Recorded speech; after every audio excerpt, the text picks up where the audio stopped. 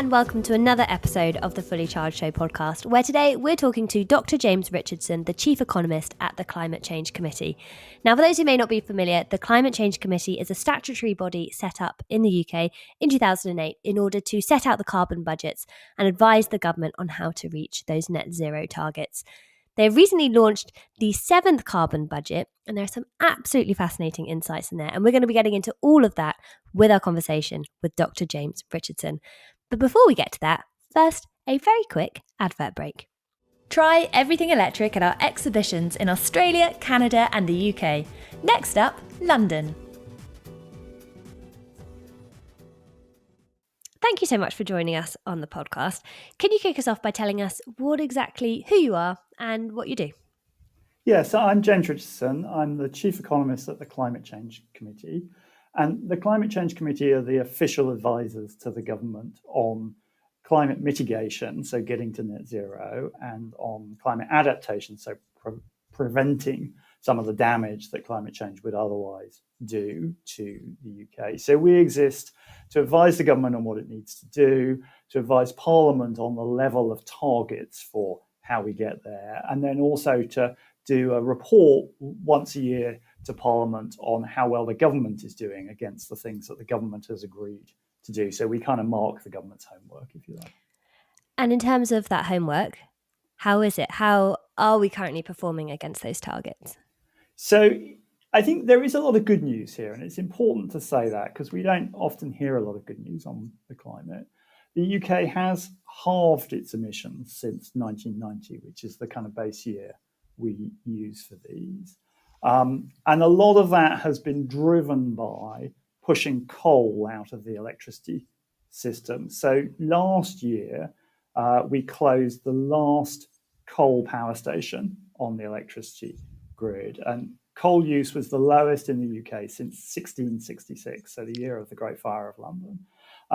So that has been tremendously successful. A lot of people have worked very hard to make that happen. But of course, there's still a long way to go. So we can't be complacent here. And in a way, I mean, I don't want to say that getting rid of coal is low-hanging fruit, because it absolutely isn't. It has been a very important power source for so many years. But that technology to replace coal with renewable sources, it's a reasonably easy fix compared to some of the other things that are now, say, in that 7th carbon budget. I mean, I think that is true to an extent, but as you hinted at there, when we started down the path of getting coal off the system, it seemed like a massive challenge.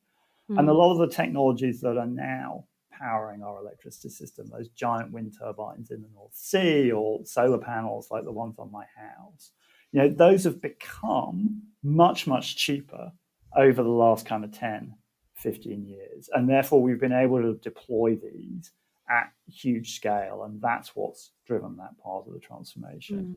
And the same kind of changes can happen across an awful lot of the rest of the transition. So, we're now seeing, last year, about 1 in 5 cars that was sold was battery electric.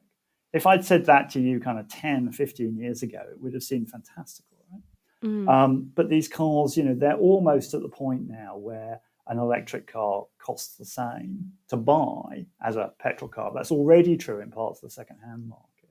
And of course, they're much, much cheaper to run and cheaper to maintain. So we really expect to see, that take off. And we're a little bit less far down the line on some of these other technologies. We need to things like heat pumps. But a heat pump is much more efficient than a gas boiler. So there's a big saving to be had on the cost of running it. And actually last year we saw a big increase from a small base, but a big uptake in heat pump deployment. So a lot of these things, the same kind of patterns can keep repeating and driving out these remaining fossil fuels from the economy.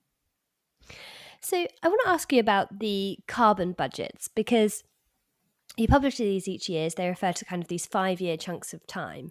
And I wonder if you could just describe what exactly those 5-year chunks refer to and what the purpose of having those different carbon budgets is. Yeah, sure. So technically a carbon budget is a legally binding limit on the emissions from the UK of greenhouse gases, mostly carbon dioxide, but other things like methane as well, over a 5-year period. So the 7th carbon budget that we've just provided advice on is the 5 years centered around 2040. And that it serves several purposes, but I think the main thing I would see is it's a way of setting out the pathway to net zero and giving households, businesses, government, investors clarity on where we need to get to by when, because it does involve a lot of change. And a lot of that involves, upfront investment in new equipment. It involves changes in the way that we do some of these processes, like, fueling cars, that we need chargers instead of petrol stations. So we need to give people enough notice of how quickly this is all expected to happen so that they can make those investments, so we can put in the charging infrastructure, we can build the wind turbines and so on. And so the carbon budget process provides that clarity. And it also requires the government to set out its plans. So the government can't just say, oh, yes, we believe in this thing, but then not do anything. Government actually is required by the Climate Change Act to set out its policies and plans for how it's going to get to these carbon budgets. So it kind of forces government's hand. And so you say that it's a legally binding target, but as a target, presumably there aren't necessarily repercussions if that target is missed. What does happen if the target's missed, apart from obviously the obvious that 1.5 degrees C of warming remains out of reach? Yeah, so I should start by saying we've hit the first 3 carbon budgets that we set out. So, progress to date has been encouraging. But really the kind of the legal constraints apply in more of a forward-looking way. They are about saying to government, look, you are required by law to set out your plans for how you are going to meet these numbers. And if your plans aren't good enough, people can take you to court and make you come up with a better plan. And that's happened a couple of times now. So it's really about getting that pathway in place. If we get to a carbon budget and you just miss it, nobody gets arrested, but it does mean that government has to be serious about how it's going to get there. It has to set out those plans and has to take this seriously, or it can be taken to court and forced to kind of redo its working. So presently, do the planned policies put the government on the right pathway to reach those targets, or is there a bit of a delta? Yeah, so we assess this once a year in our mitigation progress report. So the last time we assessed this was last summer, just as this government came in. So really we were assessing its inheritance. We said then that only about a third of the emissions reductions needed to hit the next big milestone, which is in 2030, had fully credible plans behind them. So that was a pretty big gap. Now, to be fair to this government, they've taken quite a lot of action. We've seen progress, for example, getting rid of the ban on onshore wind in England, expanding the auctions for offshore wind, getting rid of some of the planning barriers that were getting in the way of things like heat pumps and electric vehicle chargers. So we have seen quite a bit of progress. And, when we come to do that assessment again this year, I think, we will see a much stronger set of plans. But there are still things that we have said to the government that we think these are important things for you to do quickly, that we're still, waiting for a detailed answer on. So there's definitely still more that needs to be done to get us on track. Okay, so I want to turn our attention then to that 7th carbon budget, which refers to that kind of 2038 to 2042 period that you've described. What are some of the really key recommendations that are within that carbon budget? And where are the biggest opportunities to cut emissions? Because, we've mentioned that electricity has had, or decarbonising electricity has huge amounts of progress, but there may be other areas which perhaps haven't had the same rate of progress with reducing emissions. Yeah, so the really big picture here is it's both about kind of finishing that job on decarbonising electricity, but then also using electricity to decarbonise a huge range of other things. So particularly electric vehicles, heat pumps in buildings, and actually also quite a lot of use of electricity in industry, replacing fossil fuel. Again, a lot of that is for heat, so a lot of it is similar kind of technologies, but mostly at a higher temperature than you'd use to heat your home with. And together, those kind of combination of decarbonising electricity and then using electricity, that makes up about 60% of the measures in our pathway. So those are the really big picture things. And that's why our number one recommendation to government is about making electricity cheaper. So at the moment, we add a series of costs on top of the cost of electricity. So they're not the cost of making more electricity. Some of them are, they're kind of social policy, or they relate to some kind of legacy costs from the past. But they're charged onto electricity. They're not, by and large, charged onto gas. And so the price of these things is wrong. And of course, that means then that when people are doing the things we want, when they're buying an electric car or buying a heat pump, or an industry is installing a piece of electrified equipment, they're not getting the full benefit from that they ought to. They're being overcharged. So we think that government needs to move those costs so that people get the true cost of electricity, and then they can start to get the savings, because these electric technologies are just much, much more efficient than fossil technologies. So there are savings to be had if the price is set correctly. So in terms of getting that cost of electricity down, I mean, it's something that is so hotly debated here on the Fully Charged show, because whenever we talk about grid scale renewable energy, the first question is, why on earth is the cost of electricity coupled to the price of gas? Obviously, the likelihood of those instances where it is priced by the price of gas reduces when you have more renewables on the system, but it doesn't solve the problem entirely. There are, of course, those other charges on top that you mentioned as well. But I guess my question is twofold. One, how do we actually meaningfully reduce the cost of electricity? And B, is there an awareness that this is something that we absolutely must do to accelerate the uptake of some of these electric technologies? Yeah, so I think there's two different things going on here, and they're both really important, but they play out over slightly different timescales. So we think the thing that the government could do immediately is to shift off these extra costs, these levies as they are known. And either you could move some of that onto gas, or you could move it onto the exchequer. There's various solutions that people have put forward for how you do this. But essentially, that's a kind of policy choice government chose a long time ago, when electricity was very carbon intensive, when we burnt a lot of coal, to put these costs onto electricity. And at that time, it made sense.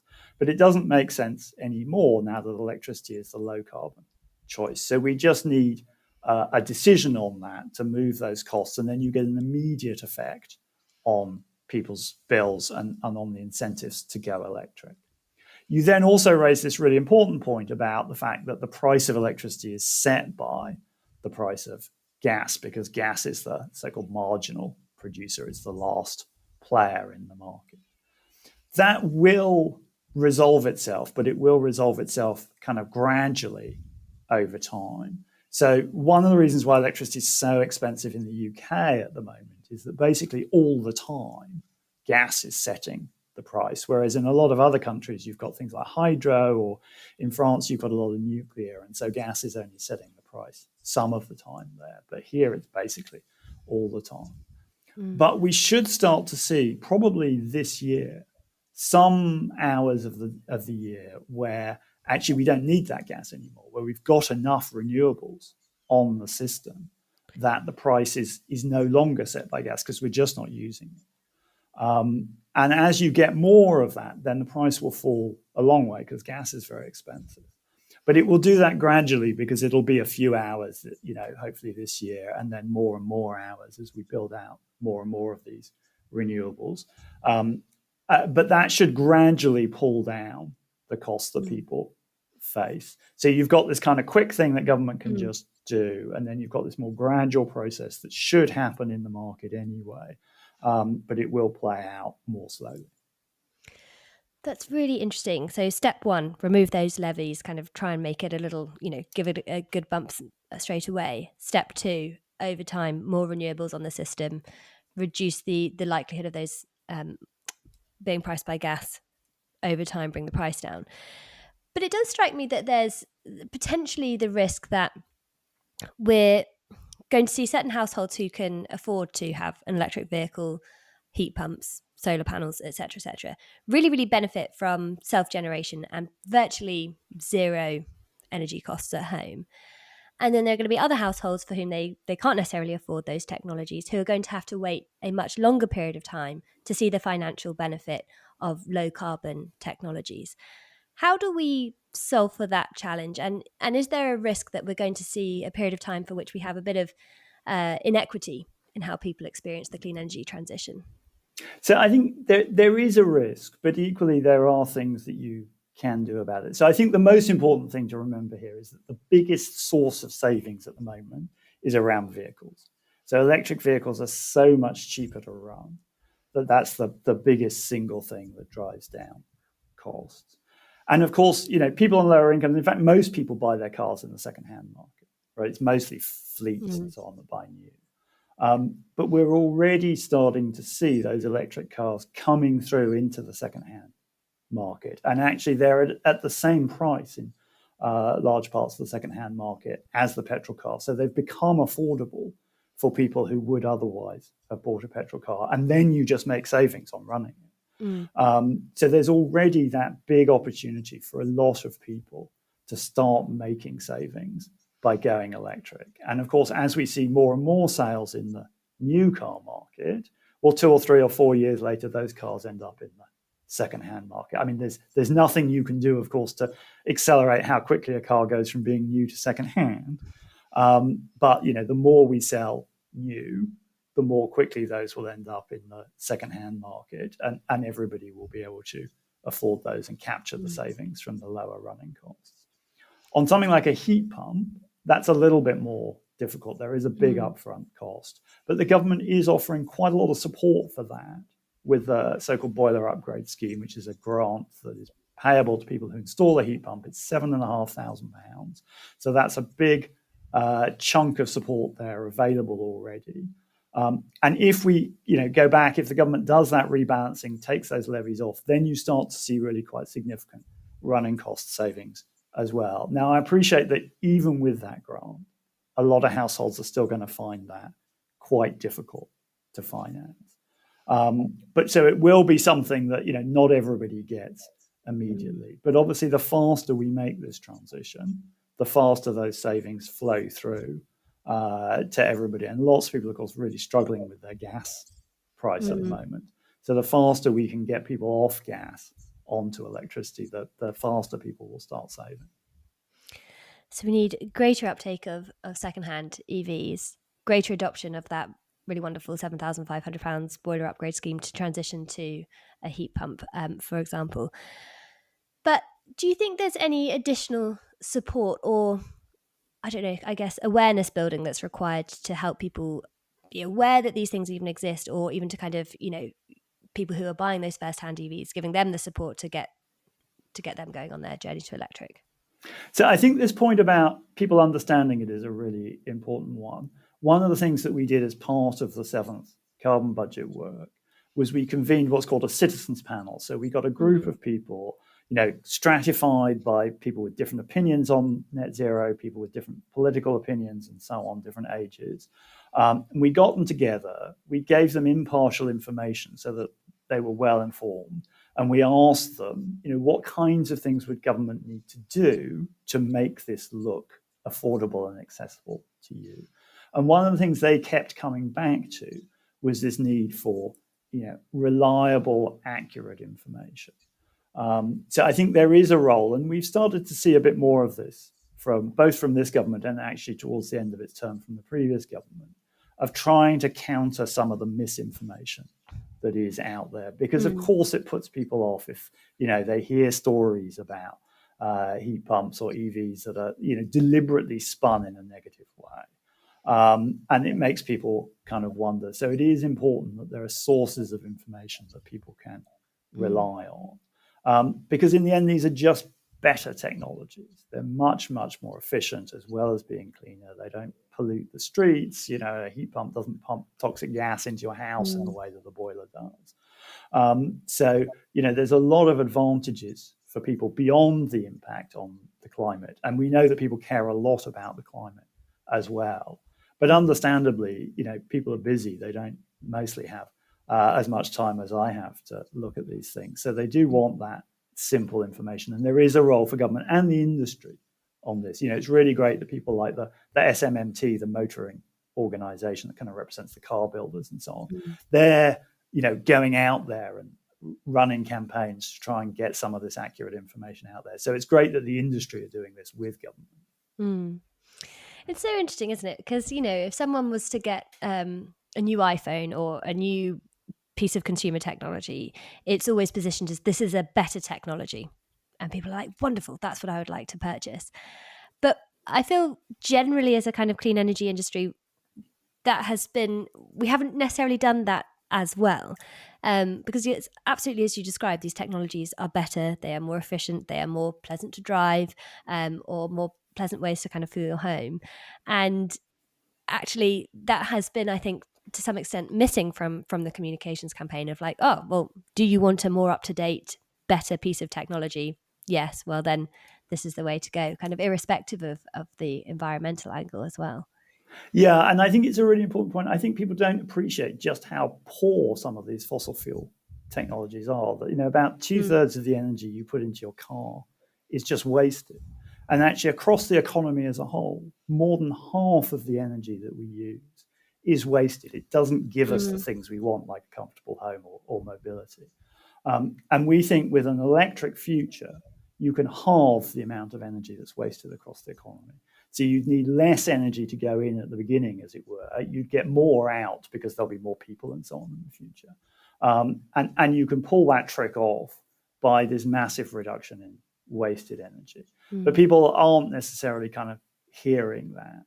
I think, though, the positive side of this is we've all experienced these technologies, right? iPhones. I can remember when things like personal computers were new. And we've all experienced the way in which these things come into our lives and replace, less good versions. Who has a landline these days? And so actually, it's not something that's kind of fundamentally new and difficult for people to think, well, actually, I'm going to replace my old gas boiler with a new heat pump. I'm going to replace my old petrol car with a new electric car. People are familiar with these kind of transitions. And that, I think, does give us a lot of confidence that this can happen, and it can happen very quickly, because we know, the first phones came out in like the 80s and nobody had them, right, apart from, journalists and people in the city. And it took a while for that to really kind of get started. But now everyone has one, right? I mean, I'm carrying two just sat here. Everyone listening to this show will have a mobile phone. We just take these things for granted. And at some point, it just goes from being, very rare to being everybody having one very, very quickly. And we're just about at that turning point on electric cars. You can really see take up beginning to really accelerate. We've still got a little way further to go before we get to that point on heat pumps. We're already clearly well past that point on renewable energy. I mean, low carbon sources last year made up more than half of our electricity generation. So these things can change very, very quickly when you get to that point. And that gives us confidence that the pathway through to net zero and the advice that we've given on those, carbon targets for the 2040s are all deliverable.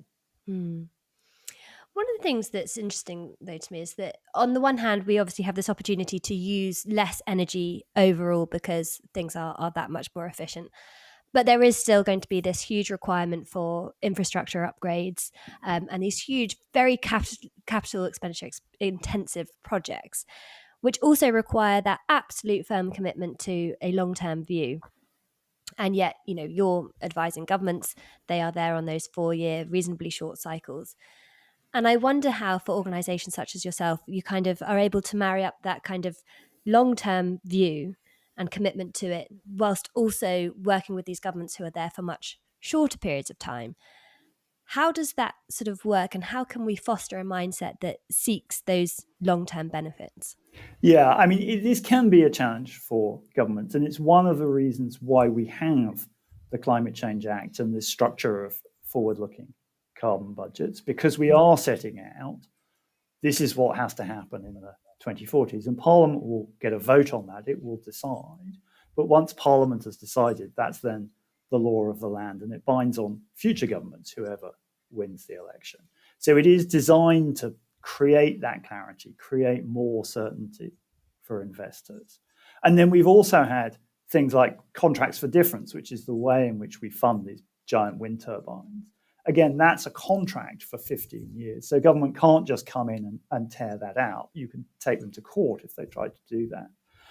So that gives investors that real certainty that if they build this thing, the revenues will come to pay it back.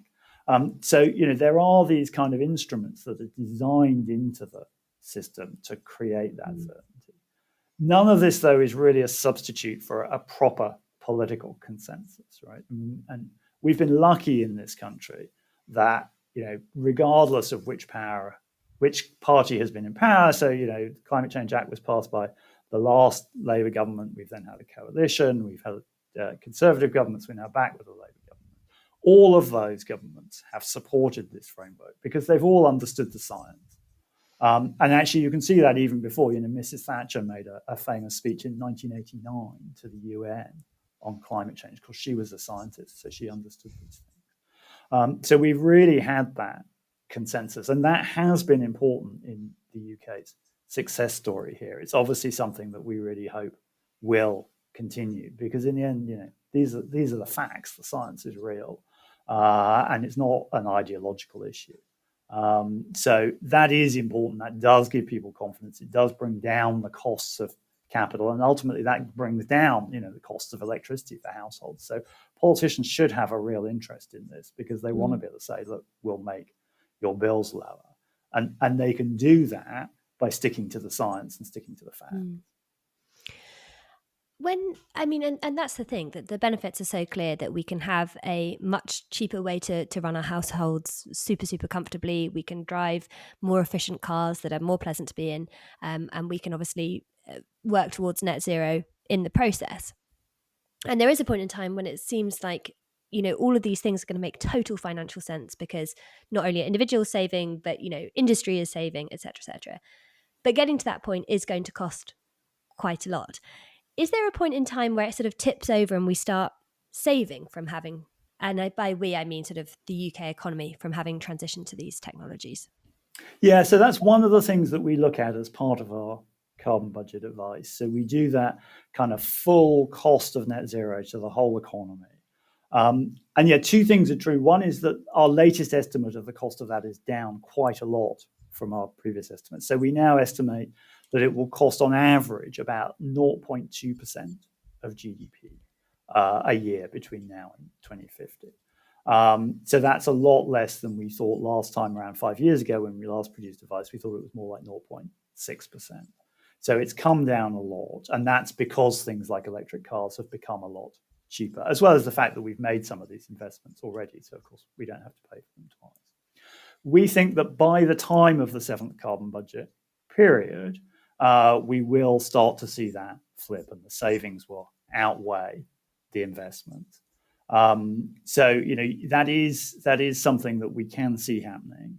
Now, of course, those investments are, when we do that, we calculate the investments, as it were, in year.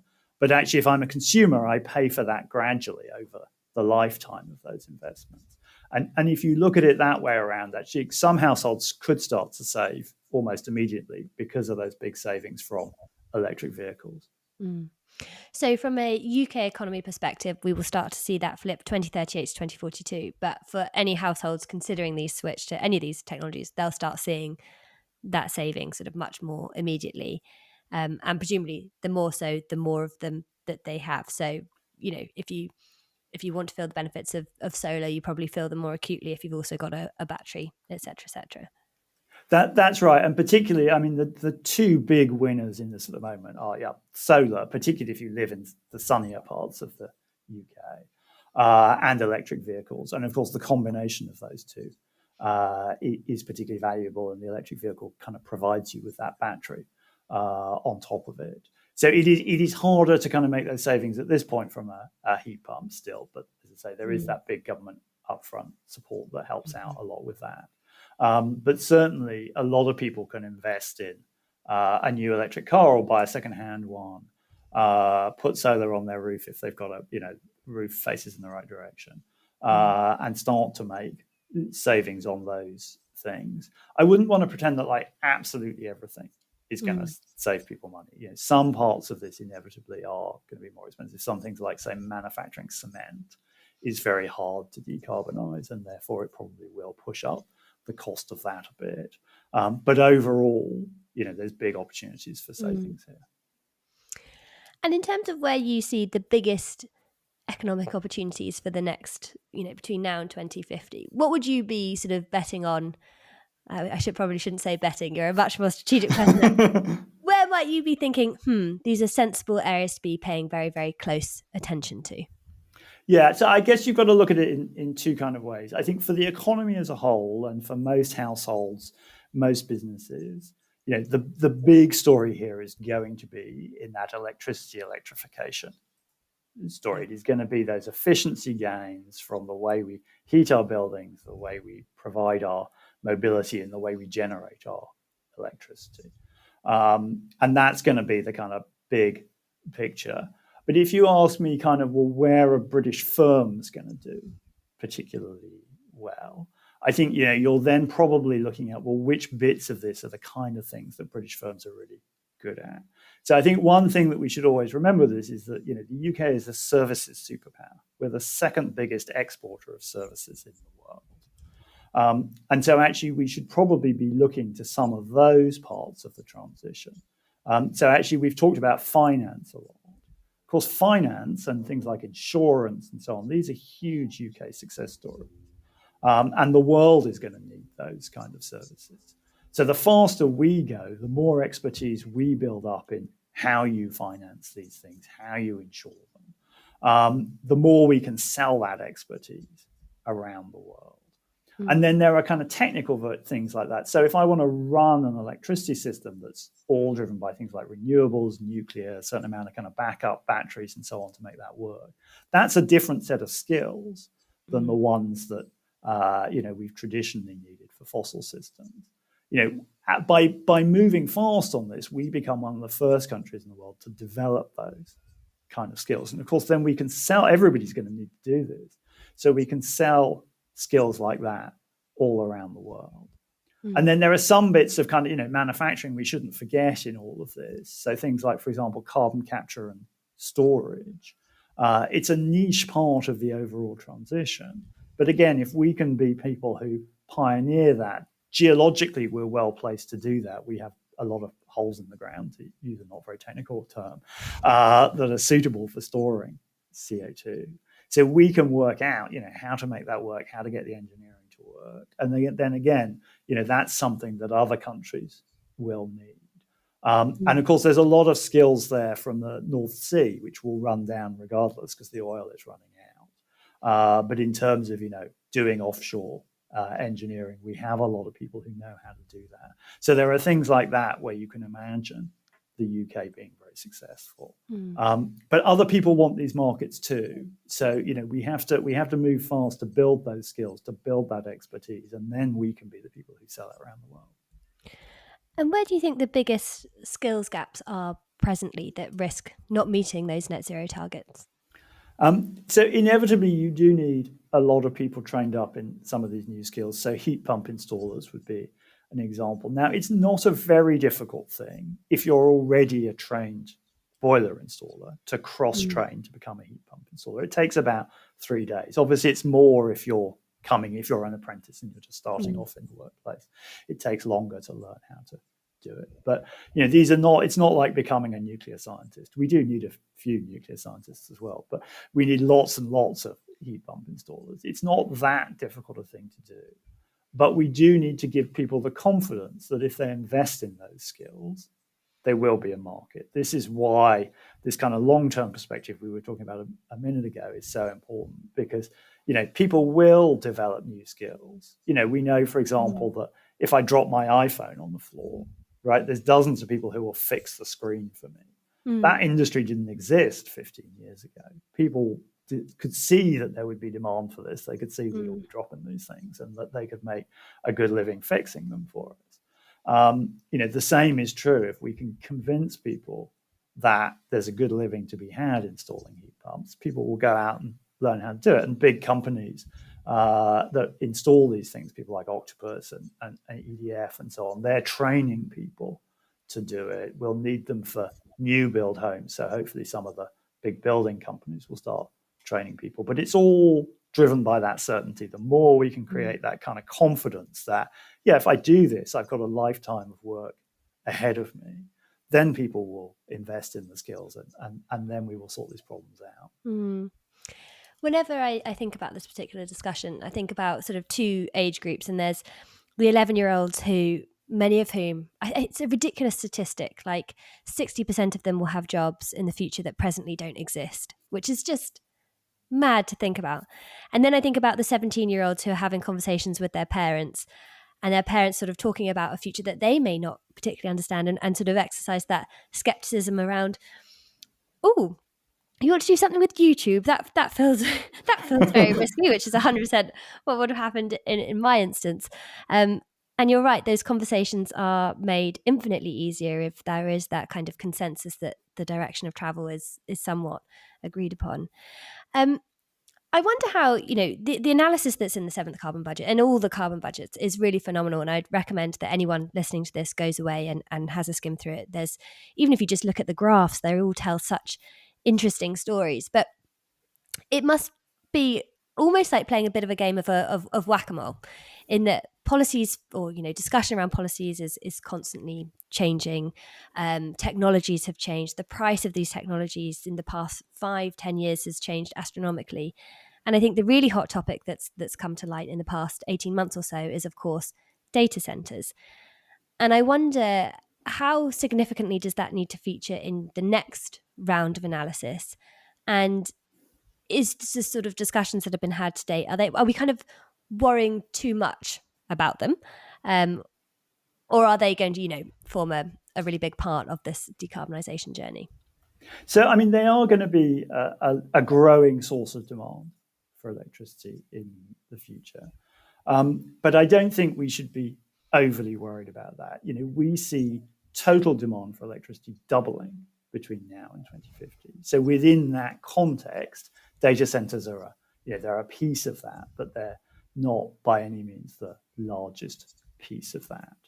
And we also see, demand for other things diminishes because those technologies become more efficient. Even electric technologies get more efficient. Light bulbs, for example, are just massively more efficient than they were 10, 20 years ago. So we've seen a long period in which electricity demand has been falling, not because we want less light or fewer appliances, but because they're becoming more efficient. We think that changes because electricity will suddenly start powering our cars and our heating and our industry. So it's part of that overall story where electricity demand in total will increase. And it may put some pressure on particular parts of the grid. So this is one of the things that has been a challenge, is that we've struggled to upgrade the grid fast enough. So most of the problems that we hear about are not that there's not enough electricity, there's more than enough electricity, but that you can't necessarily get it to where you want it fast enough. Now, both the government and the grid and the people who operate the grid are working pretty hard on trying to improve this. But it does mean, we do need to be able to build that infrastructure. We need to be able to get the power to where people want it, whether that's for a data center or an EV charging hub or whatever it might be. And we need to do that a lot quicker than we've been doing to date. But it's not actually the total amount of electricity that's going to be the biggest challenge here, even though it doubles. I mean, remember, we doubled the size of the electricity system in the 1950s, coming out of the Second World War, when basic materials were hard to find. So we can surely do that again. God, I'd not stopped to think of it in that terms, because I think that is always the headline statement, isn't it? That electricity demand is going to double, and people sort of go into a bit of a tailspin about that statistic. But that's not the problem. It's getting it to where it needs to be when you need it that is.